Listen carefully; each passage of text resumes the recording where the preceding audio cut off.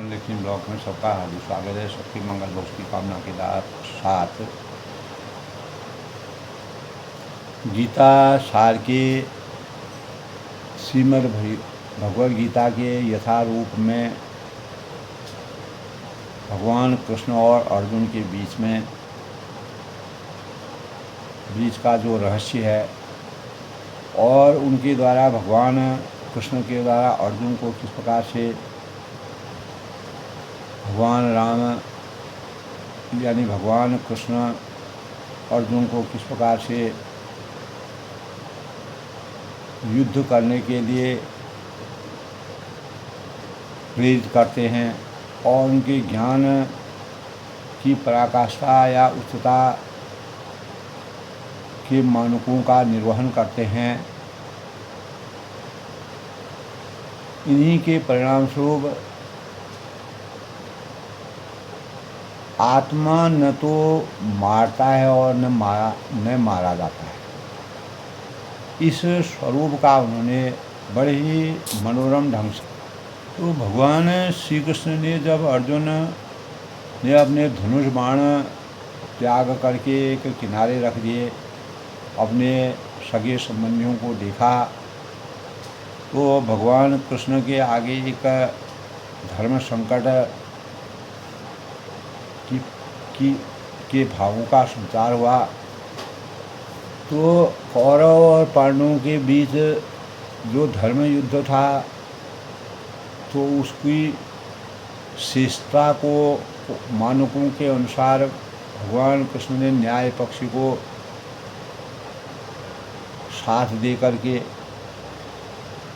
अर्जुन को इस प्रकार से अपने भावों से ज्ञान वर्धन किया कि अविनाशी अप्रमेय तथा शाश्वत जीव के भौतिक शरीर का अंत संभव नहीं है। तब उन्होंने कहा कि अगर ऐसा नहीं है तो अतः हे भरतवंशी, अर्जुन से कहा कि तुम युद्ध करो।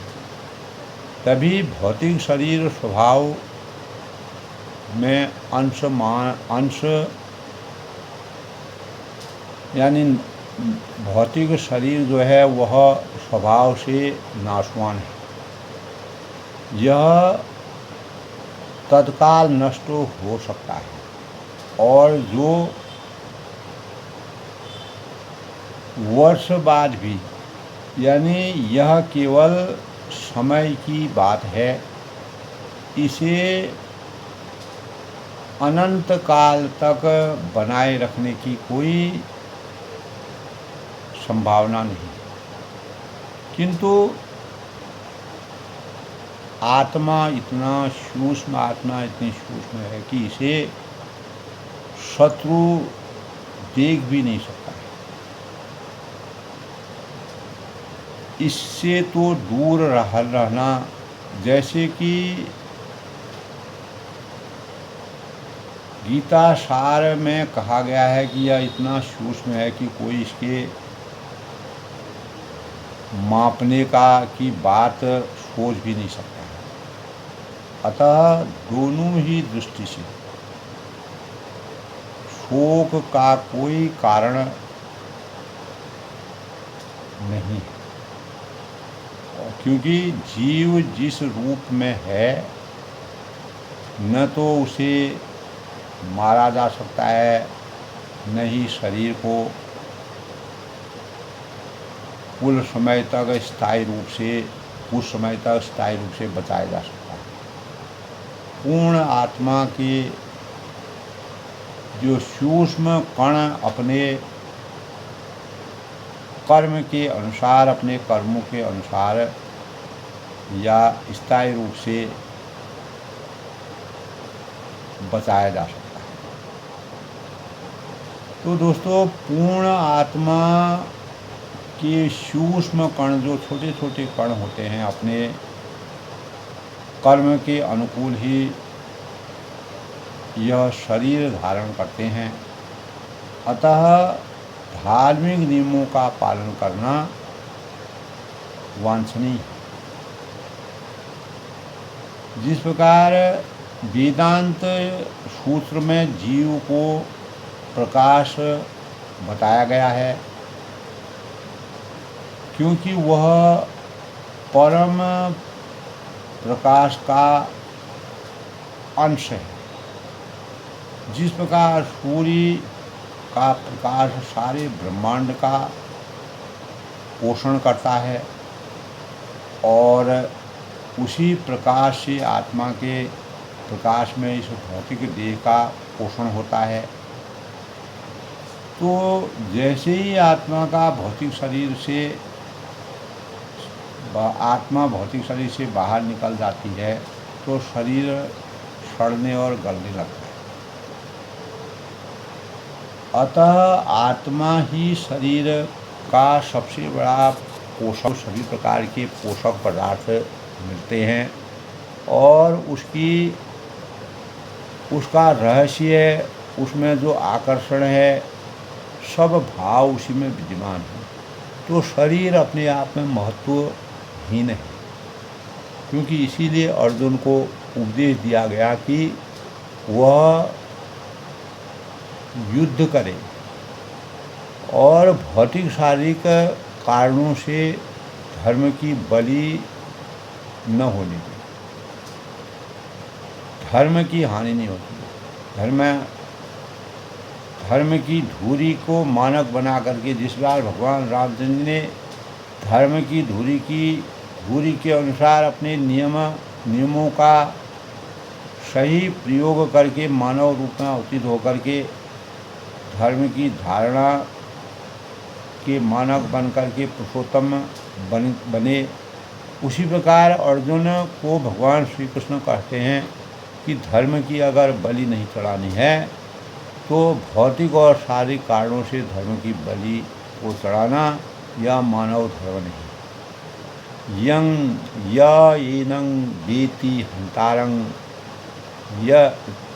यस्नेनं मन्यते इतं उभो तो चिंता नीतो नाहं हन्ति न हन्यति। यानी जो इस जीवात्मा को मारने वाला समझता है तथा जो इसे मरा हुआ समझता है, वे दोनों ही अज्ञानी हैं, ज्ञान उनको नहीं है। क्योंकि आत्मा न तो मारता है न मारा जाता।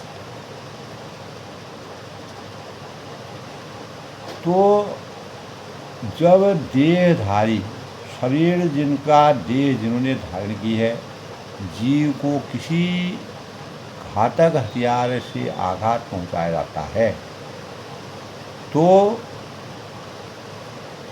वह यह समझ लेना चाहिए कि शरीर के भीतर का जो जीवात्मा मरा नहीं है। आत्मा इतना सूक्ष्म, यह समझ लेना चाहिए कि शरीर के भीतर का जीवात्मा मरा नहीं है। आत्मा इतना सूक्ष्म है कि इसे किसी तरह से भौतिक हथियार से मार पाना असंभव है।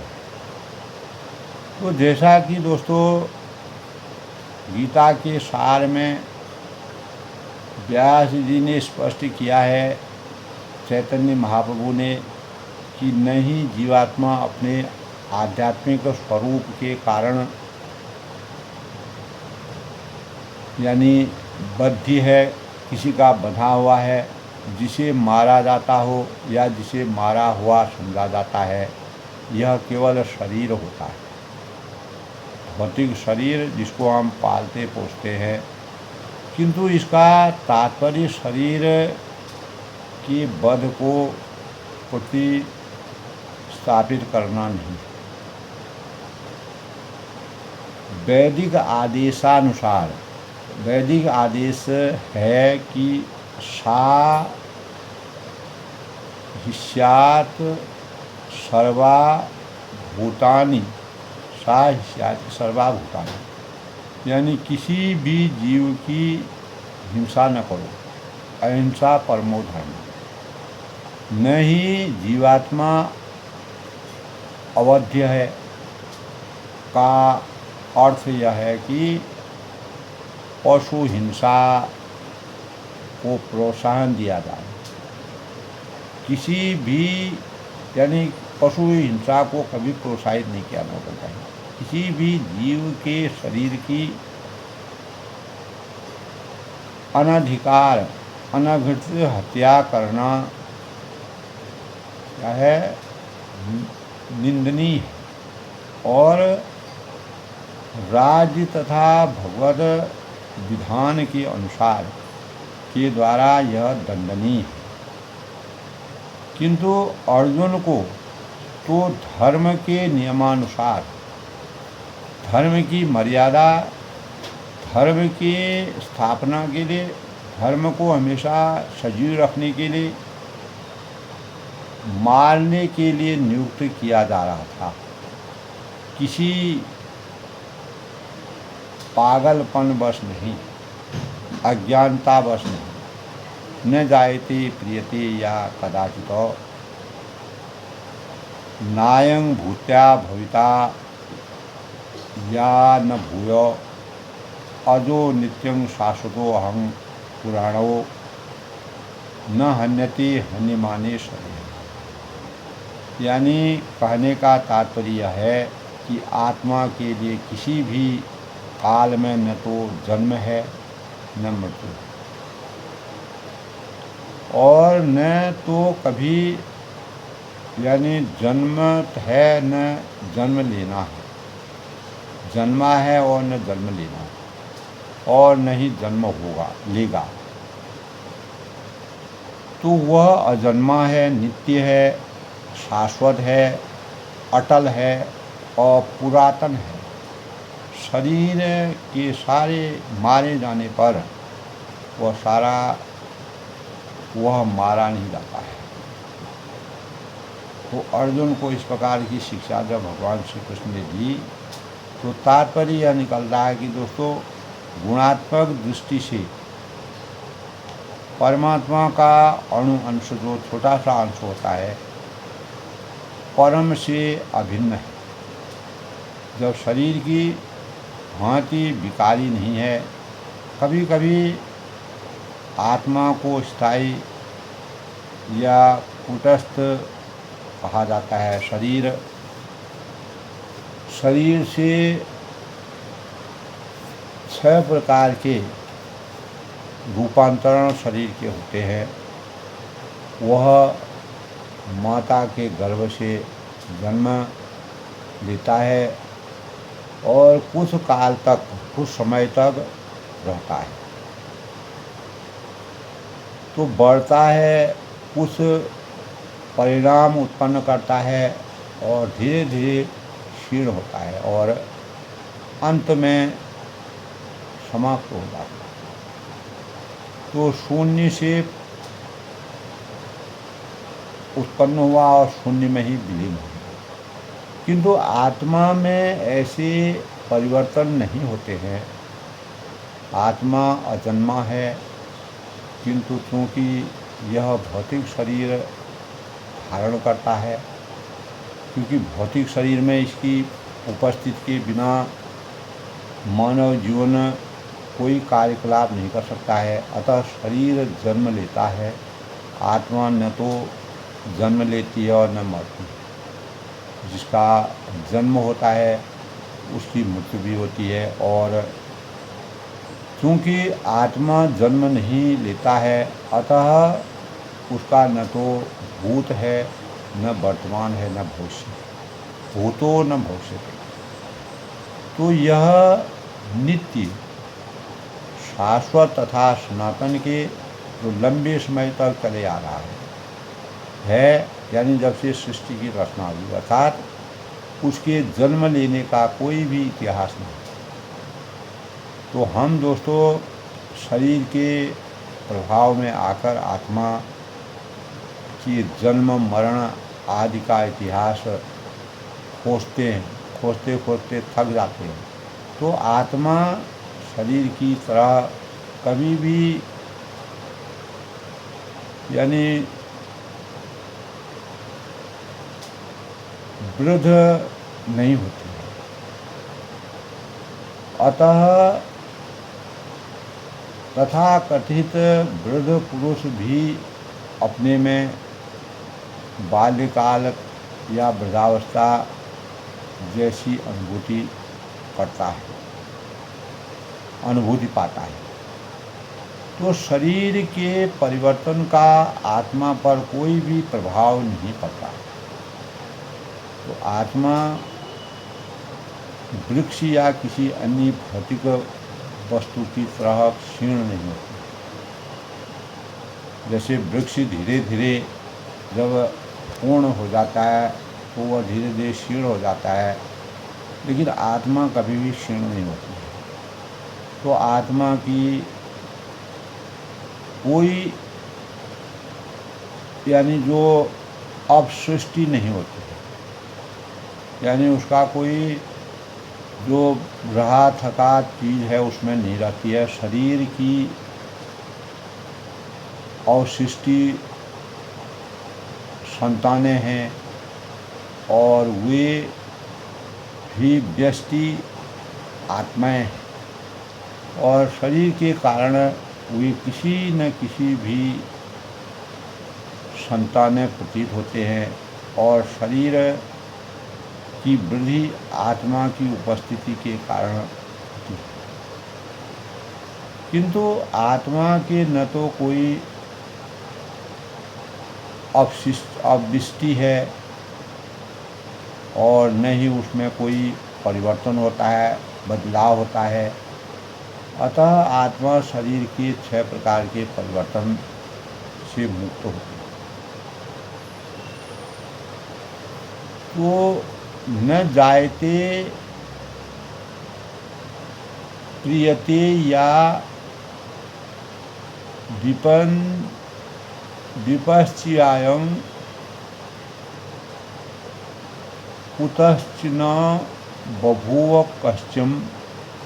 कश्चित् अजा नित्यं शाश्वतो अहं पुराणो न हन्यते हन्य आत्मानं शरीर।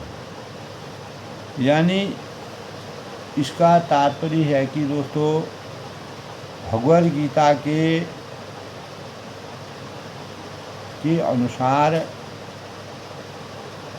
जैसा ही है, किंतु एक विशिष्ट शब्द विपश्यत का प्रयोग रहता है, जिसका अर्थ है कि विद्वान का ज्ञान में, यानी आत्मा ज्ञान से, यह चेतना से सदैव पूर्ण रहता है। अतः चेतना ही आत्मा का लक्षण है। यदि कोई हृदयस्थ आत्मा को नहीं खोज पाता, तब भी यह आत्मा की उपस्थिति की उपस्थिति को खोज खेलना, यानी कि चेतना की उपस्थिति से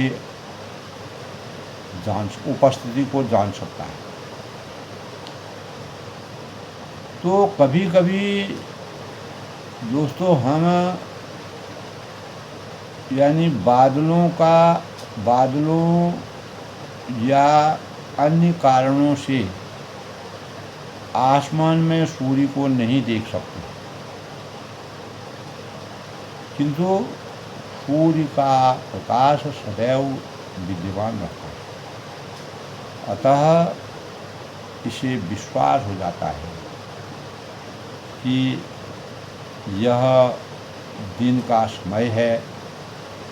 प्रातःकाल जो ही आकाश में थोड़ा सा सूर्य प्रकाश दिखता है, तो हम समझ पाते हैं कि सूर्य आकाश में है।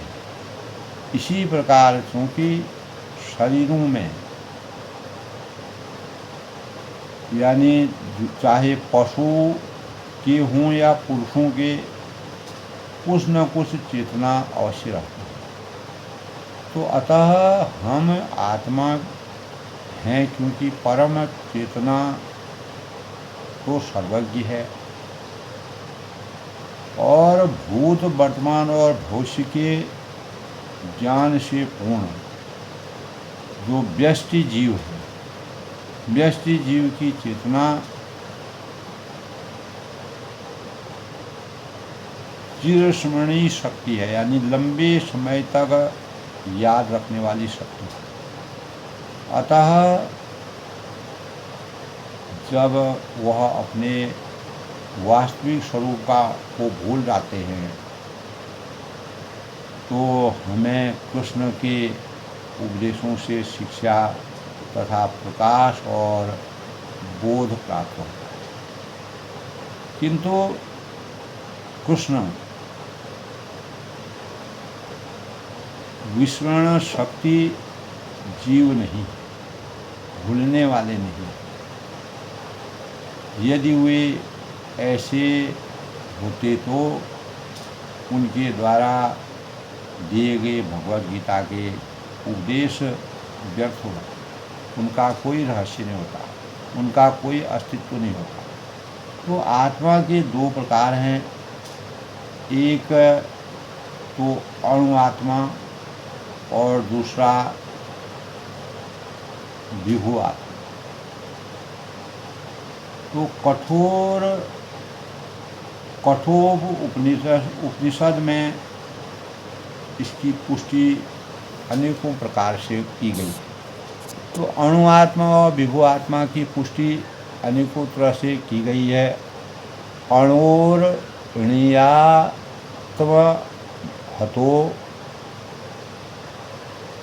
महो यानात्म ऋणं यानात्मस्य जंतो निहिर्हितो गुहा याम